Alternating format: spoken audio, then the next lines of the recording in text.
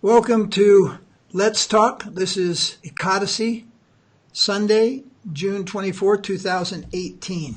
Today's topic is Radha-kunda. Radha-kunda and Upadeshamrita. Here is a copy of Upadeshamrita with commentary by Srila B.R. Sridhara Maharaja of Navadvip. So, we're discussing about Radha-kunda. Mainly what we want to discuss is bathing at Radha-kunda. Should one take sacred bath, respectful bath at Radha-kunda, or should one not take respectful bath at Radha-kunda, but rather should one, say, put a few drops of Radha-kunda water on the head, etc. So we're going to do some reading from Upadeshamrita, from the 11th verse, which speaks very, very highly of Radha-kunda.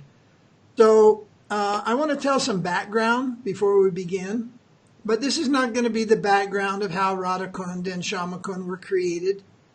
This is a very nice pastime, and I think probably most of the devotees who are listening or watching this know the background of how, at least in summary, in Krishna Lila, how Radha-kunda and Shyamakunda was created.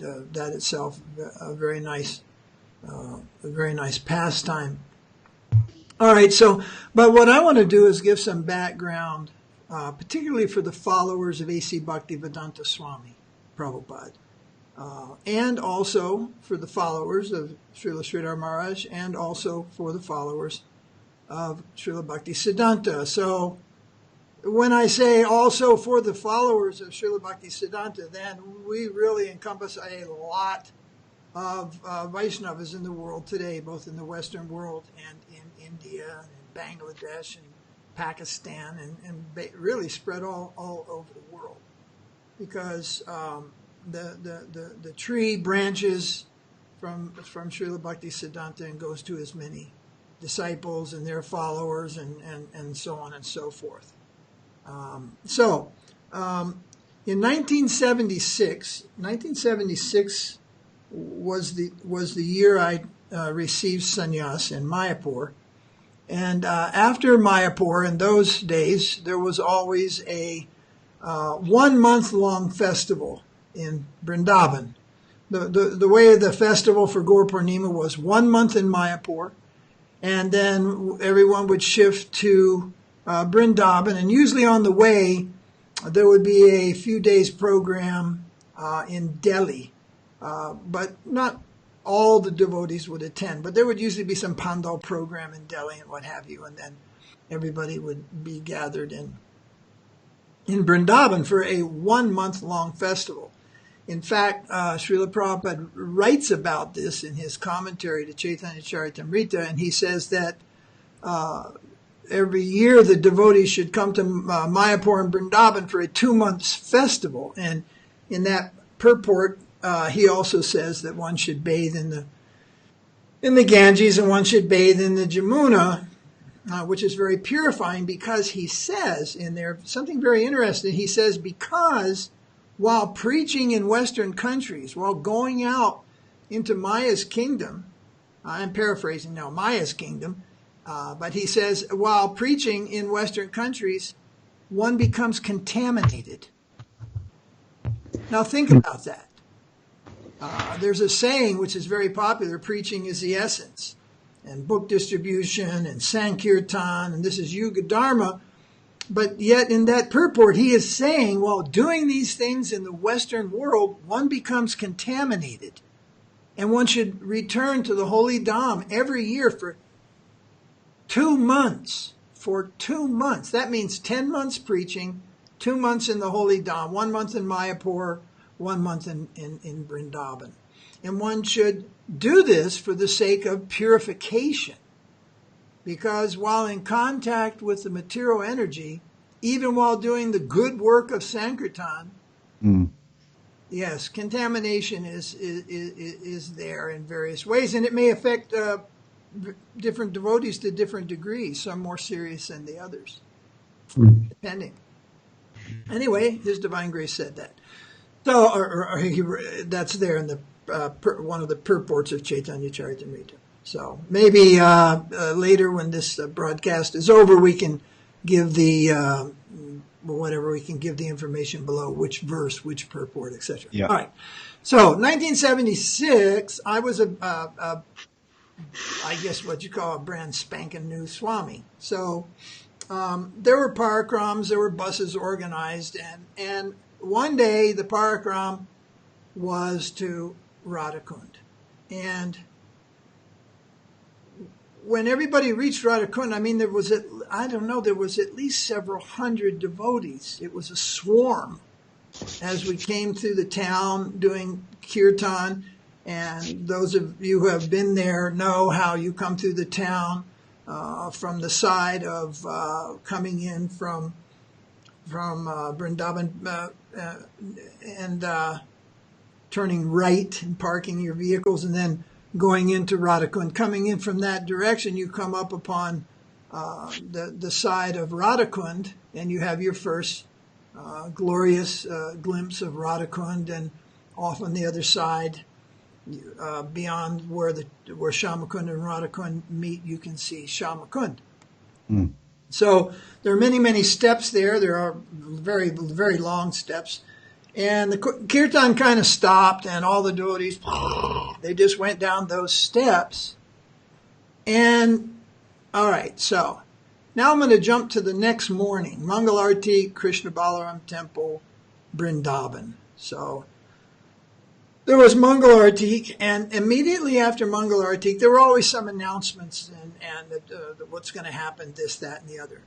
So I don't remember exactly which devotee it was, but one of Srila Prabhupada's senior disciples then stepped up to the microphone and said, "We have an announcement from Srila Prabhupada." And that announcement was that no one should bathe in Radha-kunda. And that devotee said, Srila Prabhupada said no one should bathe in Radha-kunda. Prabhupada further added that yesterday on Parikram at Radha-kunda, you have kicked Radharani in the head. Oof.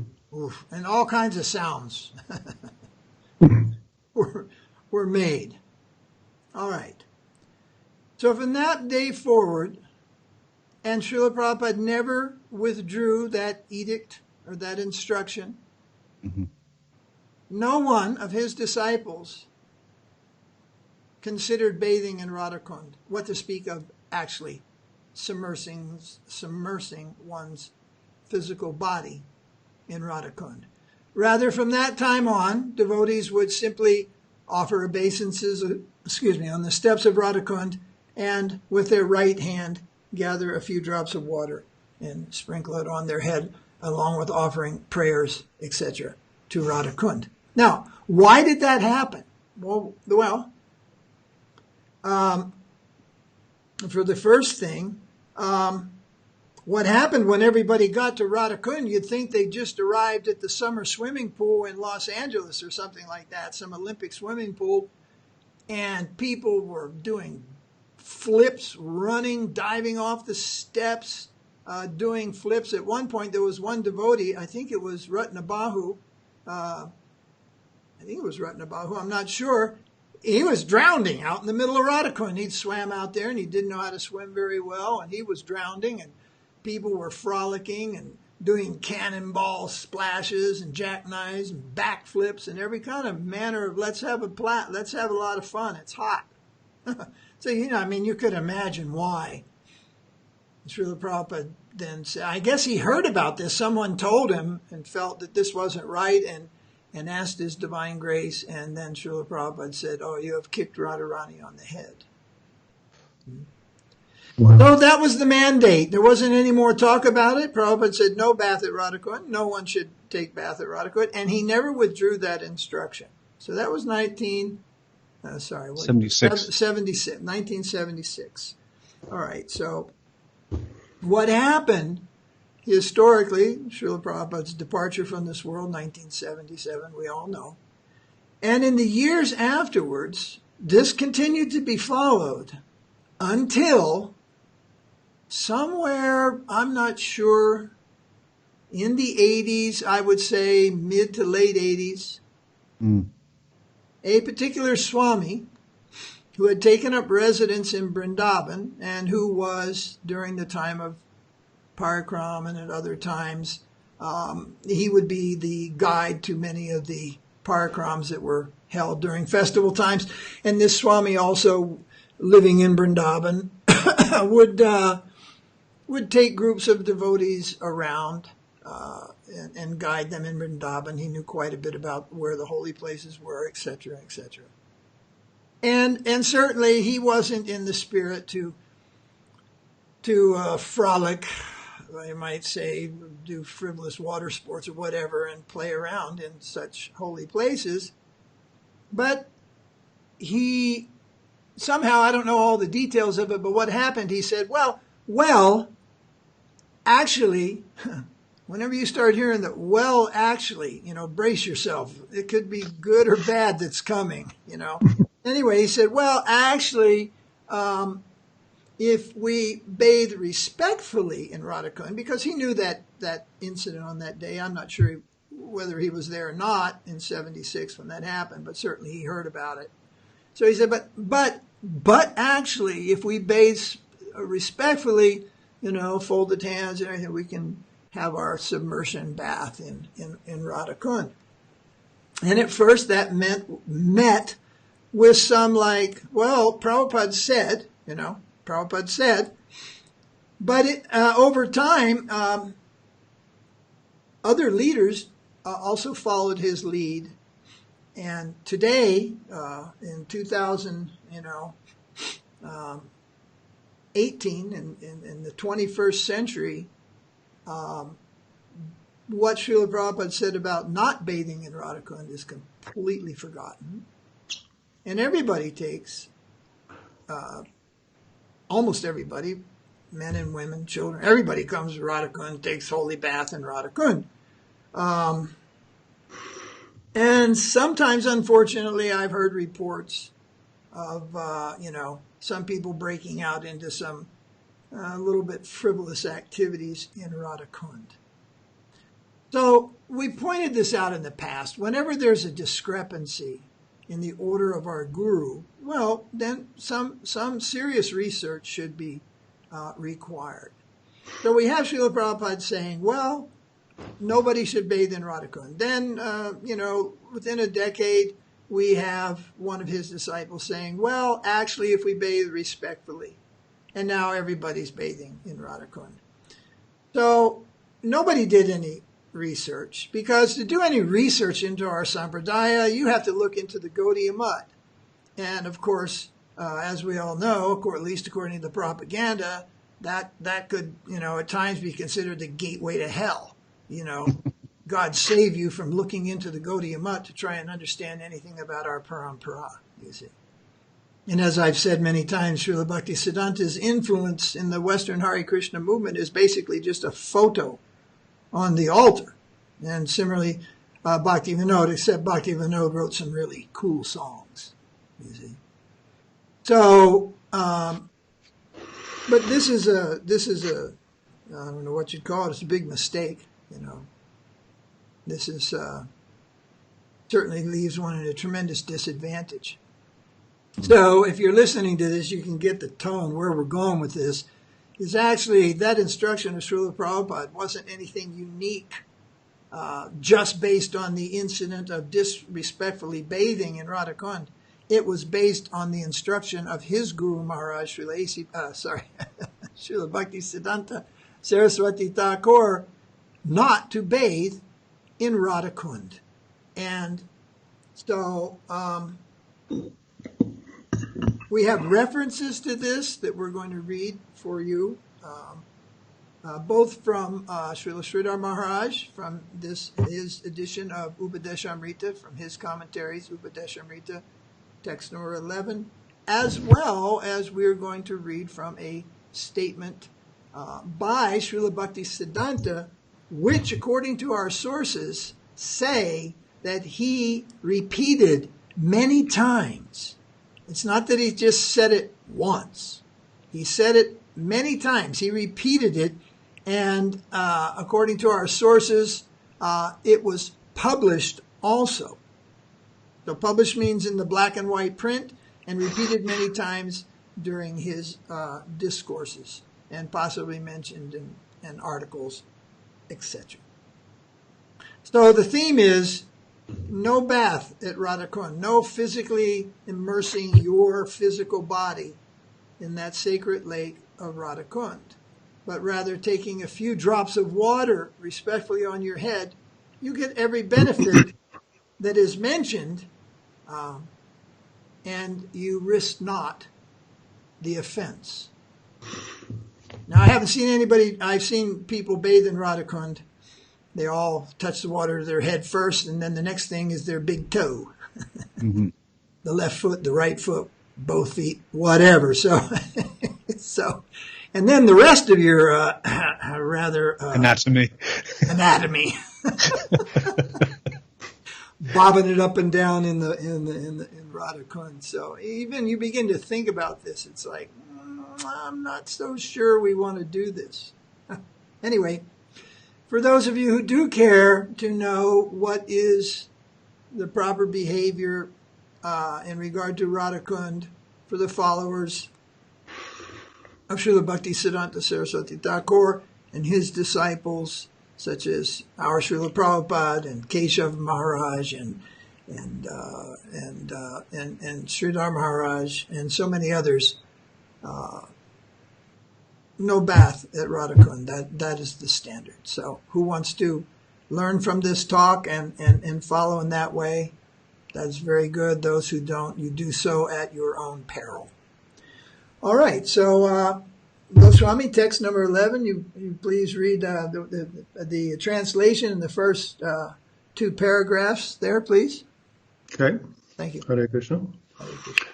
It has been established by great sages that amongst all the beloved Braja gopis, Sri Radha is Krishna's most treasured object of love. Similarly, her kund is just as dear to him. One who bathes even once in the waters of Radha-kunda attains love for Krishna, which is extremely difficult to achieve even for great devotees. What to speak of ordinary devotees? Purport. So before you go to the purport, someone who's saying, Upadeshamrita, Rupa Goswami says right here that he's recommending to achieve love of God, one who bathes even once in the waters of Radha-kunda attains love for Krishna. So when someone gives this verse as like a counter argument to say, no, it is okay to bathe in Radha-kunda, then I ask, well, how many times have you bathed in Radha-kunda? And for the most part, well, some of them could ask, every year for the last 20 years, or 3 or 4 times a year, or I know a couple of people who are out there say, every day, right? So then I would have to say, so on which one of those did you get love of God? Because one who bathes even once in the waters of Radha-kunda attains love for Krishna. Anyway, you could definitely raise the question from the verse itself. All right, so Goswami, please, the remainder of the purport. Sure. In general, it has been urged that if one takes bath in Radha-kunda, one's devotional qualities can improve. But this must be treated with proper regard and devotion, otherwise an offense will be committed. Our Guru Maharaj advised, don't dive and try to take advantage of a bath. No, put a drop or two on your head. He also commented that bathing does not mean to dive into Radha-kunda with the physical body. The soul must take bath there. Physically, you are to honor. Many are seen diving deep into the waters of Radha-kunda, sometimes swimming, taking bath, etc. But our Guru Maharaj did not allow us to do so. We did as he did. He would take some water and put it on his head without touching Radha-kunda with his feet. That was his example that we have seen. He did not like anyone diving and taking bath in Radha-kunda. Radha-kunda is not to be considered a physical utility. Radha-kunda should be revered. Radha-kunda is Radharani in the form of liquid, so great respect should be given to that kund. Loving regard is very precious. It is not available anywhere and everywhere. It is not so cheap. It is the highest wealth of our soul that can attract Krishna towards us. It is not so cheap that you will think, I have got that. I can take bath regardless, and then I'll get so much devotion. Don't venture. First, try to understand what is raga. And when you get raga, you can play there. You can play freely. But you must be sure 100% to have the correct attitude concerning the divinity of Radha Govinda. Otherwise, you will think it is all mundane. So I just might mention that this particular Swami, back in the day in ISKCON, in the 80s, who began to change the instruction of Srila Prabhupada based on his thinking, later gave up his sannyas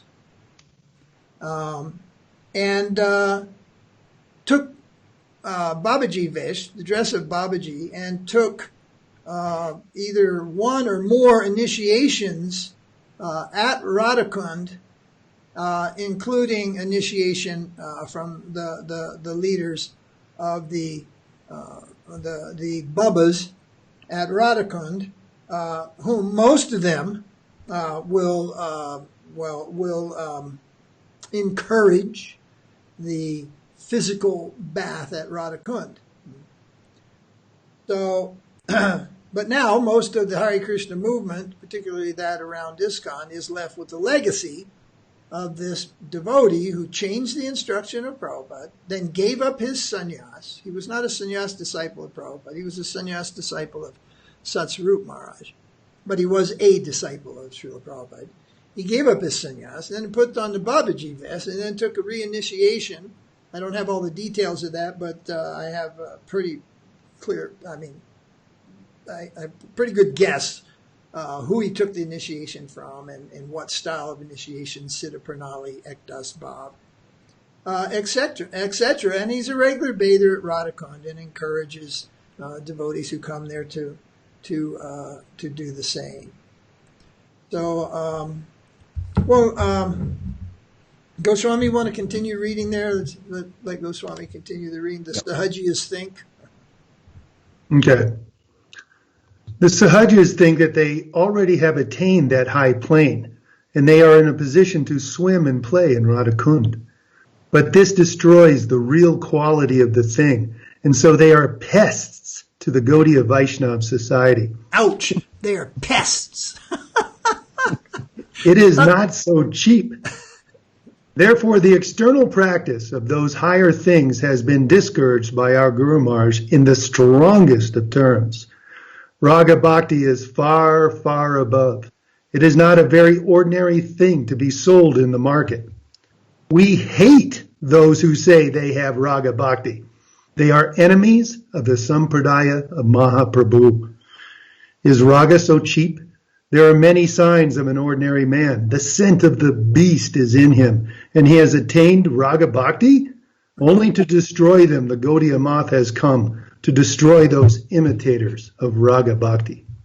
Only has the Gaudiya Math come for this, to destroy the imitators, the pests, with the beast within them, it's just, and what amazes me is, I even know some followers of Srila Sridhara Maharaj who, just, as do many of Prabhupada's disciples, just overlook the pick and choose, overlook the instructions of His divine grace, and do as they want, creating their own understanding and then spreading it out to others. Srila Sridhara Maharaj is so, straightforward here and adamant telling that none of the disciples of Bhaktisiddhanta were bathing at Radha-kunda.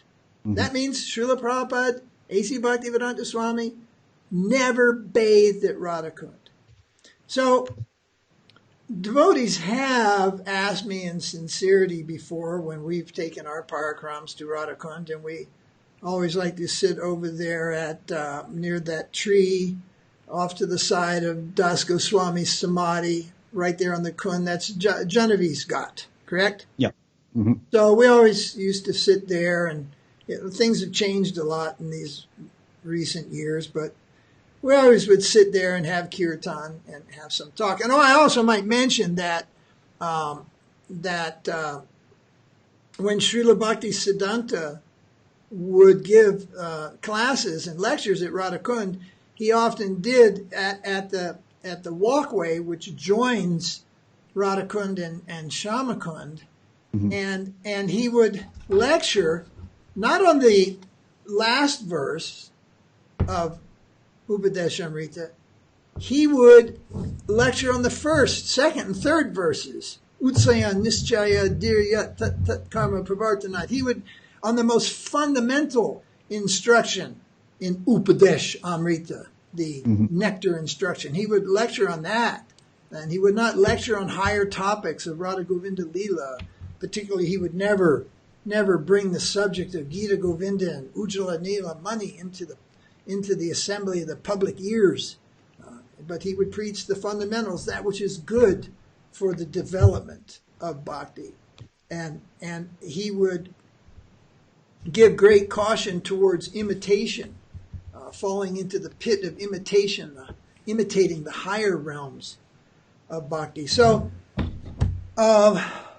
it's been years since I read the particular passage that I'm going to reference in some of the writings of Sri Rupa Goswami, and I didn't have time this morning to look that up. And as you know, I don't have access to my library here in Mexico, but I oftentimes will refer to a passage which I read in the writings of Rupa Goswami, and devotees will say, "Well, when do we know if we're actually ever qualified to bathe in Radha-kunda?" And I said, well, was Srila Prabhupada, was Bhaktisiddhanta qualified? Do you think they were qualified, these great souls? And usually devotees say yes. I say yes. So they were qualified, but still they did not. Great point. Okay? As a great man does, the common men will follow. And 3 drops of water on the head is all the ecstatic benefit and devotional benefit of a full bath. 3 drops, 1 drop, a part of a 1 drop, a microscopic drop, actually just seeing Radha-kunda and offering respects. You'll get all the benefits which Krishna wants to give to you. But just to make the point, I say, well, once in reading a description of Radha-kunda by, I believe it was Rupa Goswami, the description was that in the center of Radha-kunda is an island.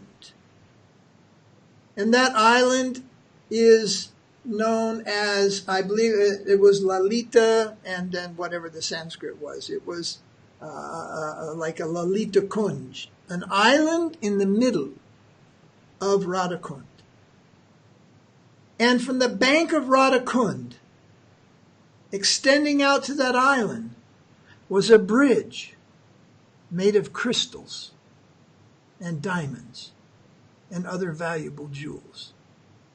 So, while we're sitting on the bank of Radha-kunda, looking at a very squared up kund with red sandstone steps, I would refer to this passage by Rupa Goswami and say, well, when you can see that island, and you can see that crystal and diamond bridge extending from the bank of Radha-kunda out to the center, then I'd say it's safe for you to take bath in Radha-kunda.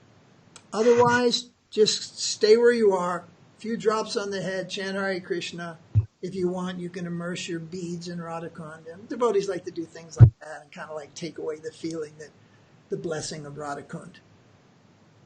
But anything beyond that, well, you do so at your own peril. You run a great risk.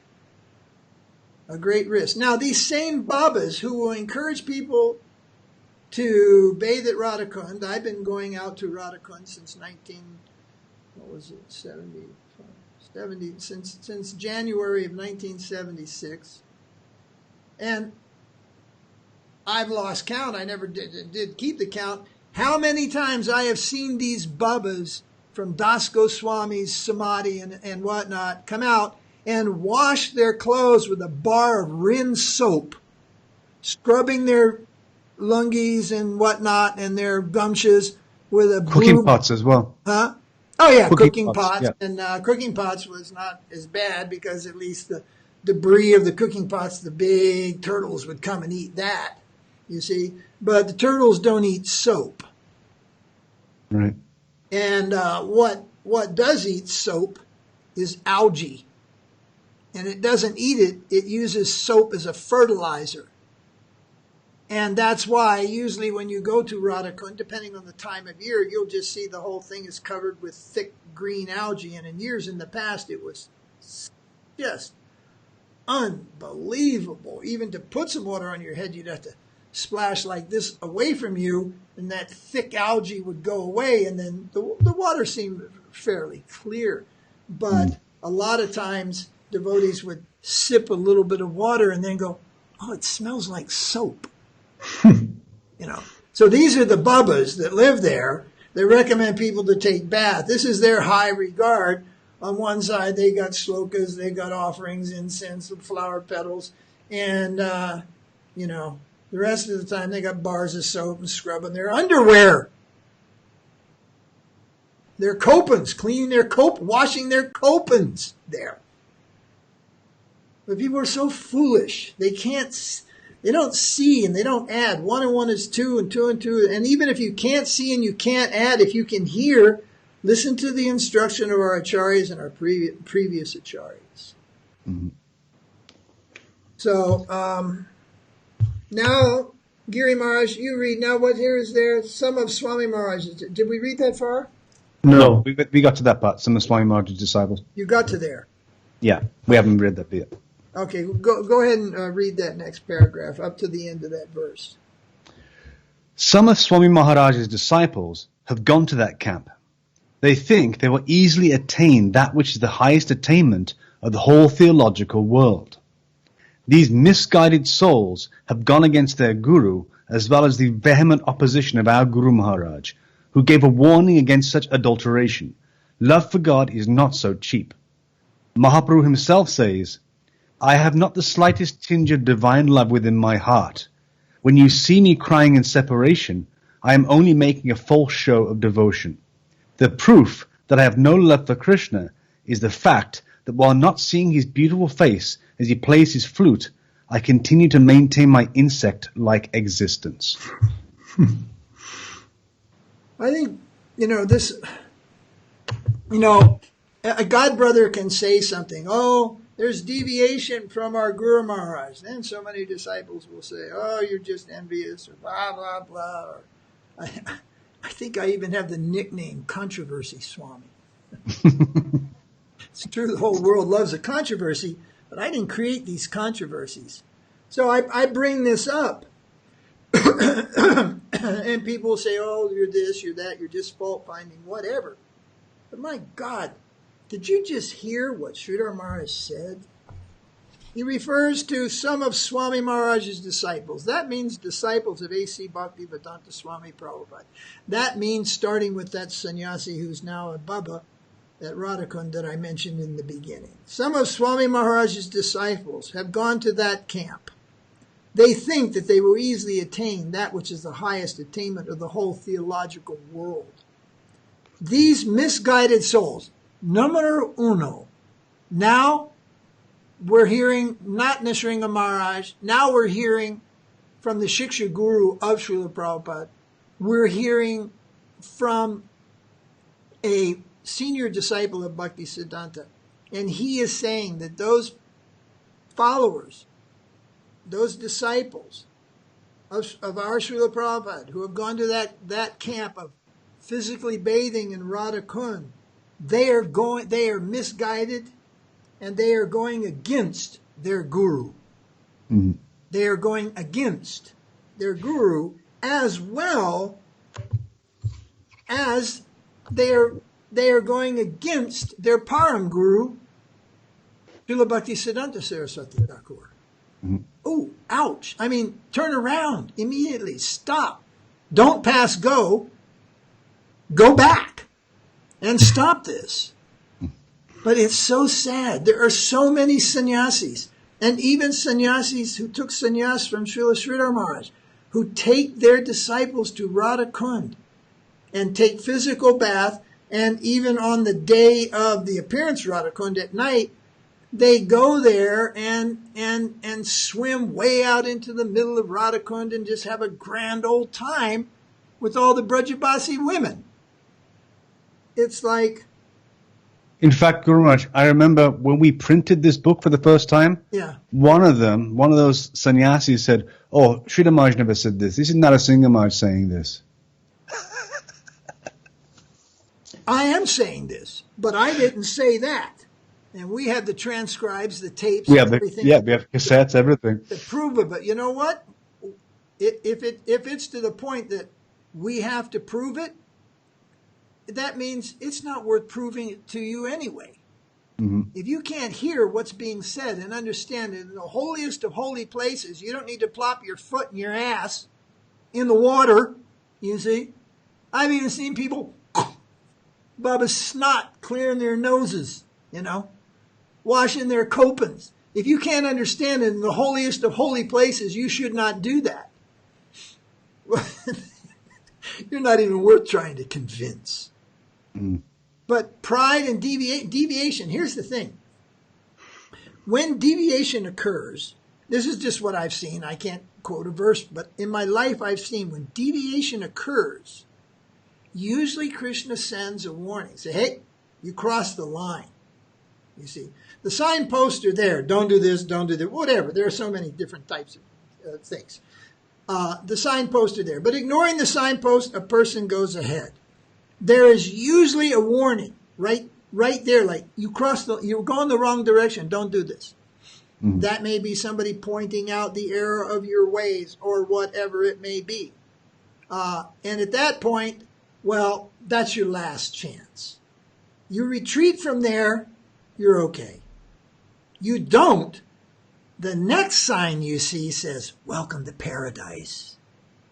You made it. In other words, after that warning, then you get inspiration to live in the fool's paradise. But Srila Sridhar Maharaj has said in a number of places that your deviation will be marked and you will be barred from entering into that higher reality for maybe thousands of lifetimes. You will have created such a grievous offense that it may take thousands of lifetimes to rectify that offense before you will be given opportunity again. He even went so far as to say banned forever. I think that was just to stress the point. But, thousands of lifetimes, well, that is forever. So these strict warnings, you see people, false pride, this and that. Another thing, it just makes me remember when we published the book Follow the Angels, which was compiled by Sripad Vishnu Maharaj from at least 100 different lecture tapes of Srila Sridhar Maharaj, transcribing and compiled the book Follow the Angels. Well, because Follow the Angels contradicted some other devotees who were happy in their world of deviation, and the actual instruction of Bhaktisiddhanta and Srila Sridhar Maharaj and Srila Prabhupada was in that book. Some people even said, the Sridhar Maharaj made that up. Sridhar Maharaj never said that. He did that. It's just like, I can't believe the kind of reputation I have that people would think that I needed to stoop so low as to make up the philosophy that I preach, and it's amazing. And also when the book In Search of the Ultimate Goal of Life was published, this is a book by Srila Prabhupada, then one of my godbrothers in Mayapur. He doesn't, but he was in Mayapur at the time, and he saw the book and he read the book and he said, Prabhupada didn't write this, Narasingha Maharaj wrote this. So I thought, wow, I appreciate it's a compliment. I appreciate the compliment, but you'll do yourself a better favor to understand that I'm not making these things up. I didn't write this. That book was Srila Prabhupada's essay he wrote in 1959. We have the original handwriting of it, so read them and weep. I didn't create the book, Follow the Angels. Vishnu Maharaj compiled it from about 100 different tapes of Srila Sridhara Maharaj. And by the way, we received the direct permission from Srila Sridhara Maharaj in 1987, during the Gaur Purnima festival in Navadvip.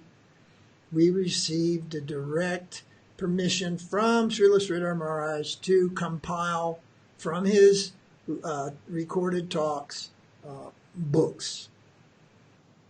So we're not doing this on our own initiative. We're doing this under his instruction, under his guidance, under his grace.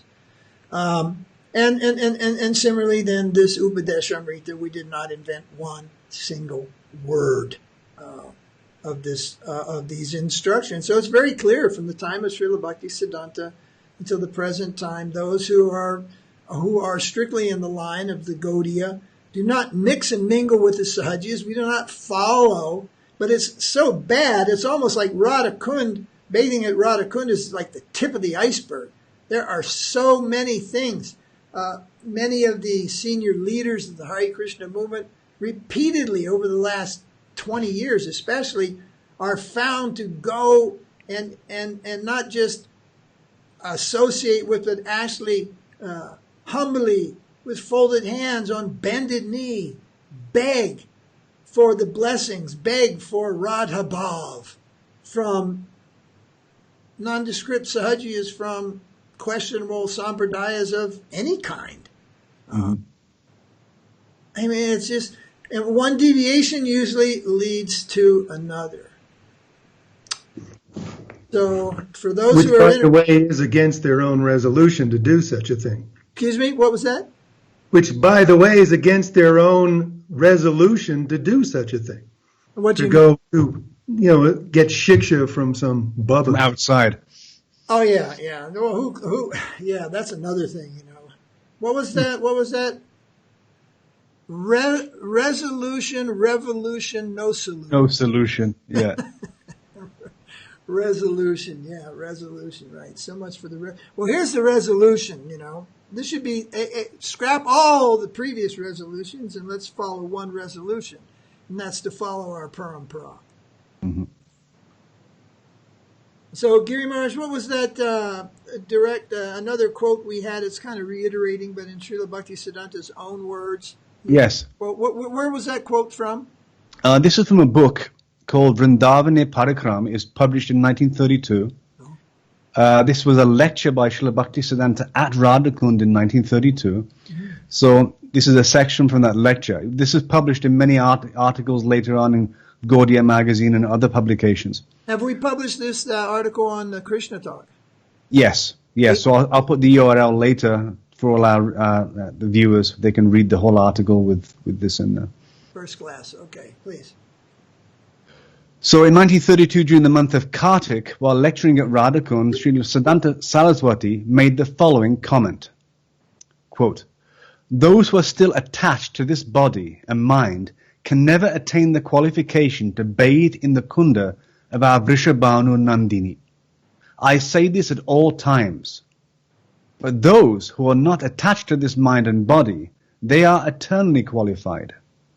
This body has been produced by our mother and father. One who still deliberates upon this body or deliberates upon the mind cannot bathe in Sri Radha-kunda.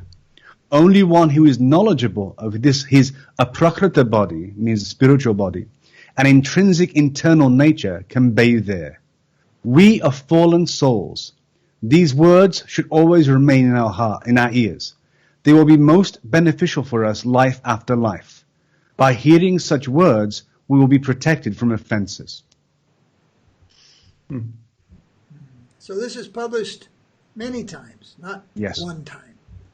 So I might also mention that, and I think all the disciples of Srila Prabhupada, and pretty much you would think most of the second generation also of his disciples, are familiar with the story that it was on the walkway between Shyamakund and Radha-kunda where Srila Bhaktisiddhanta turned, faced our Guru Maharaj Srila Prabhupada, possibly others were there, but he faced our Guru Maharaj Prabhupada and spoke to him and said the famous quote, "If you ever get money, print books." Yeah. So I wanted to read that, but it's in the Prabhupada Leela Mangala Stotram. If you have that there's a verse that we wrote Yeah, I'll find it. that summarizes that pastime between Srila Bhaktisiddhanta. You have that? I'm just getting it right now. All right, so it was there in between Radha-kunda and Shyamakund where our Guru Maharaj received the instruction that if you ever get money, to print books. Now, some people look upon book publishing and book distribution as a mundane activity. In fact, I remember, about 20 years ago, there was this Swami in Vrindavan, and he acquired some Western followers who had come out and left ISKCON. And they previously were, trained and doing the activities of pretty much all ISKCON devotees, which included book distribution. So at that particular time, that Swami, and it was recorded also, and I think we have that reference, he stated that actually distributing Swami Maharaj's books, distributing your Guru Maharaj's books, this is not an anga of bhakti. This is not a part of bhakti yoga, book distribution, you see. Mm-hmm. But that was funny. About 5 years later, he had a number of books himself, which were, published by those Western followers. And then the next thing you know, he's saying, this is the highest service one can render. So when it was our Guru Maharaj's books, it wasn't bhakti yoga, but when it was his books, it was the highest service one could render. Right. I found that verse, Guru Maharaj. All right, so the verse from the Prabhupada Leela Smarta Mangala Stotram, what number verse is it? This is verse 10, and the English translation goes as follows. In the most intimate place of Madhurya pastimes, namely Sri Radha-kunda, His Divine Grace experienced the full ecstasy of Krishna Prema. Wholeheartedly surrendering unto Sri Bhaktisiddhanta Saraswati Thakur with intense love, His Divine Grace received upon his head the most holy order of his Gurudev. If you ever get money, print and distribute books. So the reason I've included this is that devotees should not think that the Sankirtan movement and its various parts and parcels, which include chanting and prasad distribution and book distribution and writing books and publishing books and even diorama exhibitions and all these little angas that have been given to us by our acharyas, they are not remote, they are not distant from the very core of Krishna Leela. In fact, the reason that verse is in that list of verses is because that very activity of book distribution, preaching Krishna consciousness in all its forms, but using this one as an example, these are intrinsically related to the Madhurya pastimes and intimate pastimes of the Supreme Lord. They are not something distant. They are not something disconnected, far away on another shelf in another go down somewhere. No, they are intimately connected. So this, what some people might think is a mundane instruction, given at the highest place of Leela. Mm-hmm. No. It's just the opposite. This is very high, and this is very intimately connected to the divine Leela. It is not some lesser, lower thing, but it is something that can be performed by those of us who are of lesser qualification. You see, we can strap a book bag on our shoulder, and with a little bit of training, a little bit of conviction, we can go out there to fellow conditioned souls and say, look what I found. Look at this. Look at this. Please read this. Please take this book home and read this. In this way, this high service has come down to us in a manageable way, and we are protected from offenses at the same time. It is not a lower thing. It is most dignified, and it is connected to the highest realm of bhakti. But one should also not fall into the pitfall that all you have to do is sell books and follow the four regular principles and chant 16 rounds a day, and you just go back to Godhead. It's like, that's not what the ticket said. Well, you can bank on that, but you might want to apply yourself a little bit more, you see.